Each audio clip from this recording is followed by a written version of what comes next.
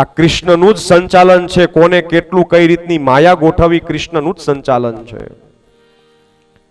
કુરુક્ષેત્રના મેદાનમાં બધાની સામે અર્જુનને ઓળખાવે છે કે અર્જુન, જો તારા દાદા ઊભા છે, જો તારો ભાઈ છે, જો તારા મામા ઊભા છે. અર્જુનને ખબર નહોતી કે મારા મામા થાય છે, મારા કાકા થાય છે, મારા આ થાય છે. પણ કૃષ્ણ આંગળી દેખાડે એટલે ઓલાનું તેજ લઈ લેતા હતા. એનું તેજ હણી લેતા. અર્જુન, જો સામે ભીષ્મ દાદા ઊભા છે ને, આમ આંગળી કરે છે, એને ભીષ્મ દાદાને એમ લાગે છે કે અર્જુનને દેખાડે છે, પણ દેખાડતો નહોતા. એનું આંગળીમાં તેજ લઈ લેતા હતા.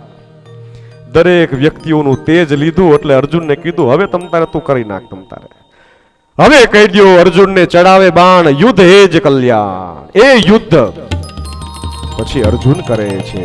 પછી અર્જુન તો ખાલી તીર મારે છે. ઓલા કે ને નાનો છોકરો ફનફેરમાં જાય મેળાની અંદર, આમ નાનું નાનું આમ કરે અને બીબાઓ પડવા લાગે. કારણ કે પહેલા કૃષ્ણએ બધું ખેંચી લીધું છે.